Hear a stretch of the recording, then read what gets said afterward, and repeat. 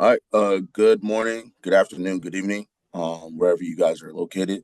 My name is Darrnell Welch. I am a special education teacher as well as the varsity defensive coordinator and the varsity linebacker coach over here at Central High School down in Phoenix, Arizona. Um, what I'm here to present to you guys is something that I felt the last several years is important when I am not just training any athletes, but specifically for this position for the linebackers, is getting your players to understand the triangle read and why it's important to understand that technique and that philosophy as a linebacker to make more plays, to be more effective in your defense, and ultimately to be the best linebacker that you can be. So, kind of diving right into it, the presentation talks about the linebacker triangle read.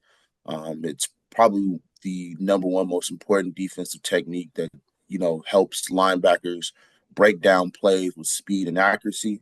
It's pretty much the foundation of what makes a defensive scheme successful, especially in that middle pack group and that second level. Um, Triangle read, provides a framework for understanding number one how you read pre-snap alignments, understanding how to dictate movement of the offensive lineman and the running back, and it's going to help you make less errors and be more decisive in reacting and more confident in your playmaking ability. So, again, breaking it down, understanding what the triangle read concept is. The triangle read, once again, is the fundamental piece that teaches the linebackers on reading the movement and the alignment of the offensive line and the running back when you break down the play. It's more of a proactive approach, not a reactive approach that really emphasizes anticipating and allows linebackers to react quickly to both the run and the pass. Um, when we think about the word triangle, it literally refers to an imaginary triangle formed by the center, the two guards for the offensive lineman. So each scheme is different. So for example, in a 4-3, and if you are the one of the outside linebackers, your triangle read might be center to tight end or tackle to the running back and back to the center, and so that makes a triangle. The focus of the triangle read when you're focusing on that area is to see what is happening as the play is snapped, whether if they're down blocking, if they're reach blocking, if they're angle blocking, like whichever type of blocking scheme that you see should give you an understanding of, I know this is a power play. I know this is a belly play. I know this is a pin and pull, things of that nature. And so giving yourself a chance to break down these movements based on what the offensive line is doing and the running back is doing, you can pretty much figure out what type of run or pass play is coming to you as a linebacker. So this is pretty much an example of the triangle read. So let's say if I'm the will backer, my triangle read is from the center to right tackle to the backfield of the quarterback and the running back. It is with utmost importance that you have to break this down to your players simply because one thing that I took away from my experience last year, I only had them reading the guards. And it wasn't so much that I didn't want to teach them the triangle read, but because conceptually it was a very hard concept for them to grab, I kind of tried to break it down to where, okay, just focus on the guards first, and then we can focus on the running back. And now this year, my approach is different, and I'm pretty much hammering the entire picture to them because, again, it's important for them to understand what's happening as the play is unfolding. The more they understand how to use this technique and focusing on what their keys and their reads are, the easier it is for you as a coach to kind of teach them different, more advanced techniques on like block destruction and being able to shed blocks or things of that nature. For the most part, that was a big emphasis that I took away going into this year. And this is the same presentation that I showed my linebacker group this year for our football class for our defense. Again, it's one of the most vital pieces that I teach our linebackers. And even one of my linebackers, he's going to Black Hill State University. Him and I had a conversation and sat down. I told him, like, if you can't master this, no matter how big, fast, or strong you are, it's just going to be a very hard you're gonna have a very difficult time, especially going into college, transitioning from high school to college, if you don't understand the triangle read. So I have a video here that I probably won't go through much, but this was a clip that talks about Jalen Smith, and in this clip, he kind of breaks down, the triangle read with I forgot who the gentleman was that he was interviewing with was Baldy. If I want to make sure if I'm correct on that one. But this is a great feel, especially if you want to show your guys the understanding of like why it's important, even at the highest level in the NFL, why guys use the most basic fundamental concepts, which is the triangle read, and being able to match the near back, read the flow of the line, and attack whoever is attacking you. So, for example, if I know it's a stretch play and I see the right guard immediately try to reach to the outside shoulder of that one tech, then I know right from there I need to scrape over, keep my shoulders square to the line of scrimmage, but I need to start doing a crossover run and angle towards that zone or that area that I'm attacking. And from that point forward, okay, if there's a lineman climbing up to me, I need to engage and attack to prevent the running back from being able to find that lane and crease. It's so many layers to it, that again, being able to break down an offense using this type of concept is just going to make it easier for your guys to understand how to use the triangle. So I know we conceptually talked about the overview or the emphasis of what the triangle read, but in the triangle read, there's things you actually have to look forward to, in making sure that when I'm reading, what are you actually reading? I think oftentimes that's not told enough to emphasize what's exactly happening and how do we prevent ourselves from looking at the charades of what the offense is doing, because you have motions, you have shifts, you have so many pre-snap things that are happening, and that oftentimes gets us lost into what we're trying to look for and what we're trying to see. So when we're doing the triangle read, we got to understand what our pre-snap reads are, and that is pretty much between the offensive line and the running back positioning. It's the first thing you have to understand, right? So how wide their splits are, how close their splits are. Do they have mixed splits? And this is something that I actually presented the next week. So I made this presentation for our guys, and then the week after, I kind of taught our guys how to study film, because this is one of the things that will help you with your triangle read is by studying the film. So again, understanding and assessing kind of like the pre-snap alignment, um, from the center stance, the distance between the guards. More often than not, a, a lot of teams that run wider stances, um, more often than not, likes to run the ball. But again, based on how you break down film and how you're scouting your opponent, changes that. The next position that you would have to really identify is the running back pre-snap, which also gives you a lot of invaluable information to take away from. So if the running back's line up in pistol, um, is he leaning? Is his hands heavy on his knees, or is he standing up straight? Whatever the case may be, those are things that you want to identify. And so here I kind of put into, if he lines up directly behind the center, it's more likely a run play. And sometimes it's not always the case. Obviously, you have pistol offense, you have, spread. There's so many different formations that you have. And so a running back lining up directly behind the center may not mean much, but it's important to understand and emphasize, like, if your opponent does that, then you have to key in on what that means to your defensive schematics, right? So again, kind of going over the key indicators. So stance for the offensive lineman is a huge proponent. So a wide stance with feet parallel to the line of scrimmage, usually more than likely is a sign of the run play. This stance allows linemen to drive forward and create a hole for the running back. A bit of a subtle kick out when we think about movements. Movement by the guard where they shift their body weight towards the sideline indicates a play going along to that side, or if he's pulling, can signifies a run play to the other side. So it can be a counter, it can be a pin and pull, whichever the case may be. These are things that, again, you have to take in consideration and think about, okay, what's happening? What type of blocking am I going to get as a linebacker? Is he trying to seal me off?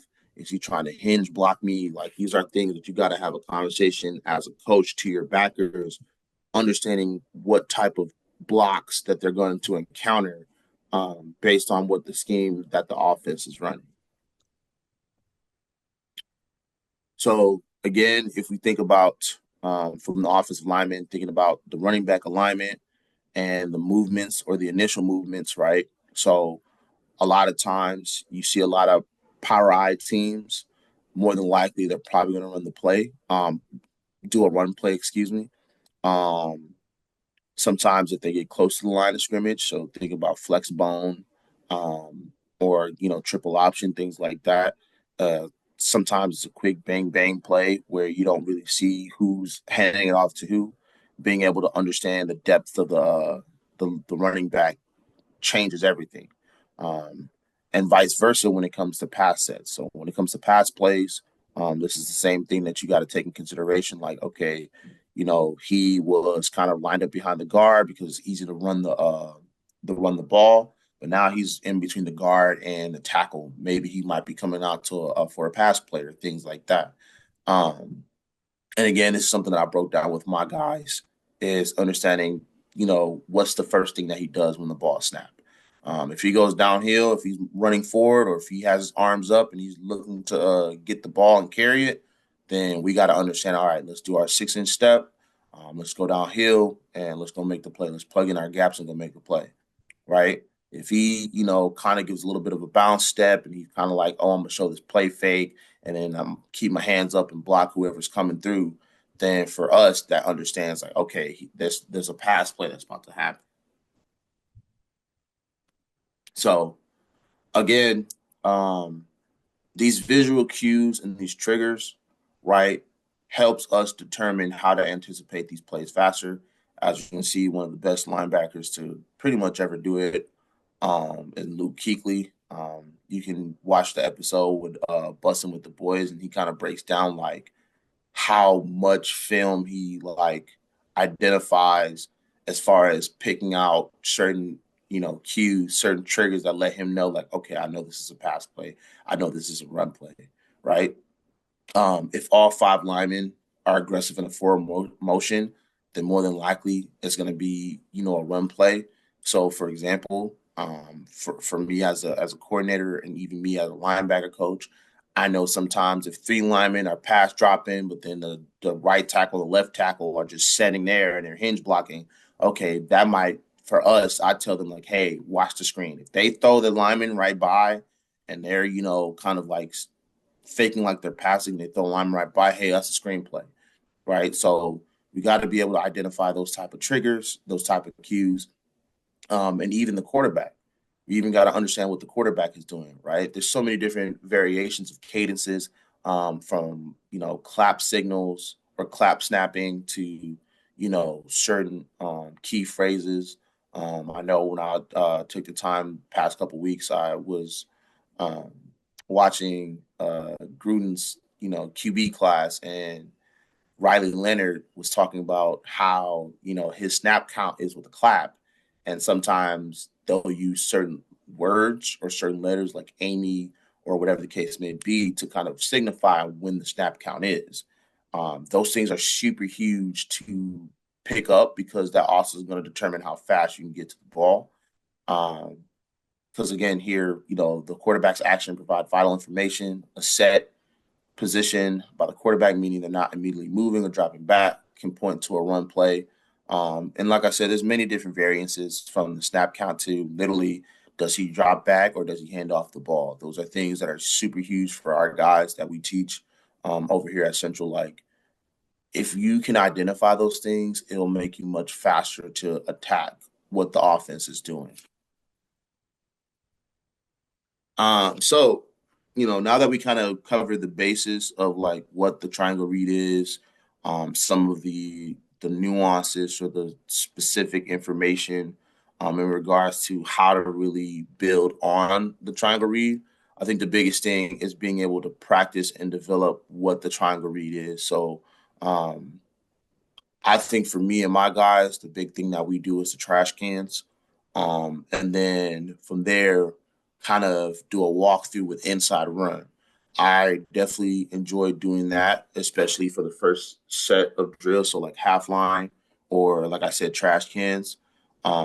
Just because I want them to get used to seeing where their eyes are at. I want them to look from the guard through the back and understand like one of our, EDD drills is I would, show them the footwork based on what the running back is doing. So if I, take a jab step and then cut up, quote unquote to the B gap, then they know it's a counter. So they're going to do a 6-inch step towards the counter and then, shuffle back towards where the running back is actually going in this direction. So those type of keys and those type of practices really help a lot when you're trying to teach them how to do the triangle read. Footwork, reaction drills, especially being able to, once you go from trash cans, like I said before, once you add like an actual body, being able to practice that footwork, being able to disengage. Once they see, okay, I know he's going into this gap. This is my gap responsibility or my gap integrity. I got to make sure he doesn't get into that gap. And so being able to build that footwork and reaction allows your guys to get more in tune and more in practice with what they're going to see on Fridays, right? And then again, I think a huge thing is situational drills. So when you get the team or 7-on-7, right, this is a big part of being able to pretty much, for us, especially over here at Central, we take pride in making sure that our guys know exactly what they're seeing. And so we try to draw up our scouts cards to a T. And for the most important part, just making sure who we got to target, right? We're not just telling like, okay, the offensive line is okay, subpar. Like, no, we tell our guys like, hey, you get, number 67, he's probably the weakest link on the offensive line. Make sure you read him and his keys. He's pretty much going to tip off what's going on with the offense. And pretty much you beat him down until he don't love football no more. So I definitely say those three are huge things in developing, triangle read. So actually recognition drills, footwork and reaction, and then putting them in situations where, okay, I'm flowing hard, to outside zone, but now he's going to cut back, understanding as a wheel backer, if I'm scraping on the backside, like where's my gap to that as I'm reading what the center, what the guard or what the tackle to the center is doing. So again, like I said before, oftentimes you got to remember and understand that a lot of our players, when you're dealing with these guys, may have never played football or have little to no, football experience, and so they have to be broken down into understanding the foundational pieces of what it is to play the position, whether it's corner to defensive tackle to Mike linebacker. So for our guys, before we even think about the triangle read, we kind of make sure that our footwork and reaction techniques are sound, right? So our first step, I oftentimes dock a lot of our guys. I don't know, some people are not as sticklers to it, but I dock a lot of our guys if they don't give me their 6-inch step. Because for me, that lets me know that you're already looking forward to the play instead of reading your keys and doing your techniques, right? And so being able to understand that first step is going to help you understand and recognize what is going on as the play is developing, right? So first step is crucial. Linebackers need to explode forward with a powerful, decisive step towards running back, right? 6-inch or a pop is going to give you an opportunity to not only read what's happening, but now, that pop or that 6-inch now brings you closer towards, being able to make the play based on what the linebackers, not linebackers, excuse me, based on what the offensive line is doing and what the offense is doing, right?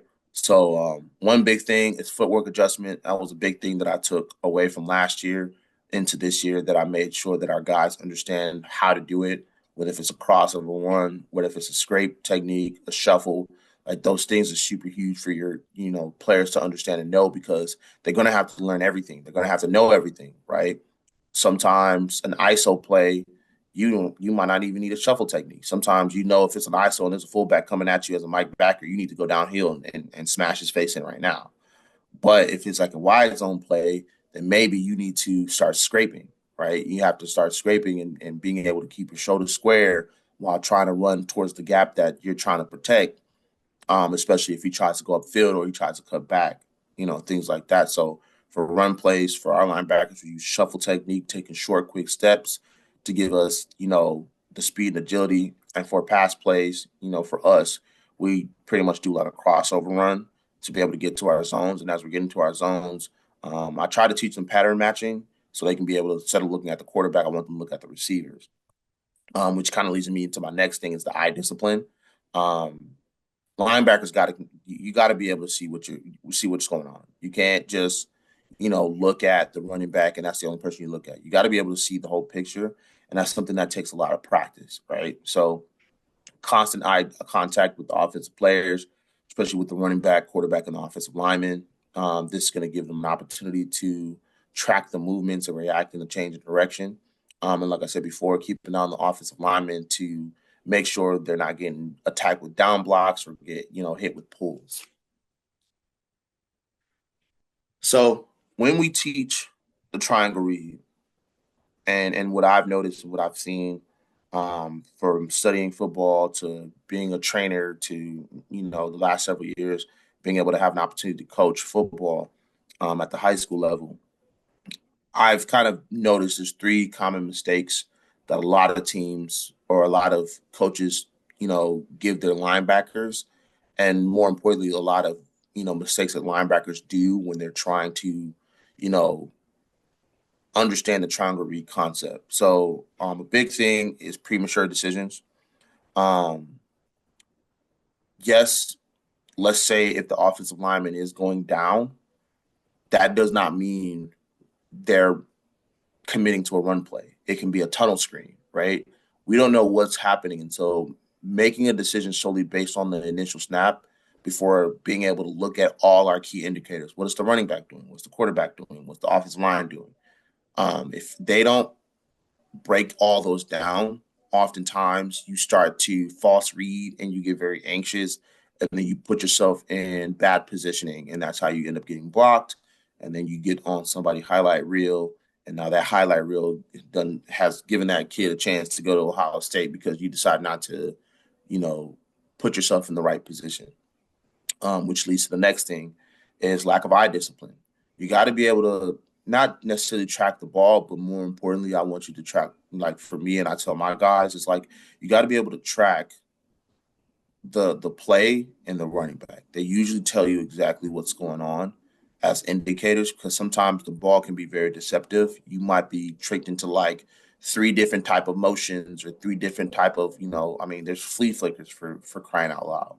And so being able to like track the ball should kind of be the last thing, but more importantly, the first thing you need to be doing is tracking your key indicators. So the offensive line, the running back, and then what the quarterback is doing. And then lastly is poor footwork. I've watched as of last year when I had the chance to break down some of the film in the off season, and that's a big thing that I've taken emphasis of when I got into our off season this year is that your footwork got to be sound. Your footwork has to be sound, and a lot of times that takes precedence on how you can be able to make faster decisions if your footwork is sound. If you don't have good footwork, you're going to lose ground and it's going to be very difficult to react into the play. So consistent practice in your footwork is going to allow you to be able to move with speed and agility to be able to do the triangle read if necessary. So kind of concluding with this segment, putting it all together, game speed recognition and response, right? Once you master the triangle read, right? Once you understand how to use your keys and your indicators and understand the visual cues, what's end up going to happen is through reps and practice, your mental thinking, your mental fortitude when you're going against so many different offenses is going to not only increase, but you're going to become a much confident, faster, more lethal player as a linebacker on the field. So, it's a valuable technique that's giving linebackers an opportunity to become more efficient decision makers on the field, right? So through understanding pre-snap alignments, key indicators, having the proper footwork, you're not guessing no more, right? You're taking the guesswork out. And this is some of the things that I tell my guys is like, all right, it's 1st and 10. It's 5 minutes left before the first quarter ends. They're inside the 20. They're on the left hash. Like, as you think about these things during pre-snap, you now can get an idea for your guys and you teach them like, okay, there's only a couple plays that can run. And if you think about those plays that we've practiced, and this is why it's important for coaches to understand to emulate the same thing that an offense is doing, if you can focus on what those key indicators are, if you can focus on and tell your guys, hey, I know they're going to do this, so I anticipate this coming, this is going to give you an opportunity for your players to just react now instead of having to think. They don't have to overthink. They don't have to, try to break down the quantum theory or things like that. They just know, okay, they're in this formation. This is the dot, and this is it. I'm reading this guard. Oh, he's pulling. Okay, here's a counter play coming. Or, oh, they're pulling. Oh, snaps. The running back's not going up to the B gap. Okay, he's swinging out. Okay, this looks like a GT counter, swing, right? Like those are things that you can really layer on for your guys to understand how to really break down this concept and this technique, and more importantly, give them the tools that's needed to just become a better linebacker. And so lastly, one video that I was able to give my guys, so this is from Third Down Productions. And so obviously you won't go through this link because it's not my link, but more importantly, I think one of the cooler linebackers in the community is John Savek. I know he's on Twitter. You can follow him. He has so many tools and so many resources as far as like, teaching your players, linebacker techniques and fundamentals. And so this is something that I showed our guys that we took notes down. We pretty much went through the whole video, the whole hour, just being able to understand why it's important for triangle reads, right? Like I had a kid last year, great athlete, wasn't as fast, but because we practiced so much on the triangle read, he messed around and got honorable mention, which is something that I'm very proud of from him because he worked super hard to like put himself in that position to like get that, that honor, and so being able to prepare your guys for the techniques that is necessary, like, that's what we coach for. Like that's what coaching is all about. So other than that, if you guys have any questions, you can look me up on Twitter. It is at officially_NAIA. My name is Darrnell Welch again. And I thank you guys for an opportunity for teaching you guys triangle reads.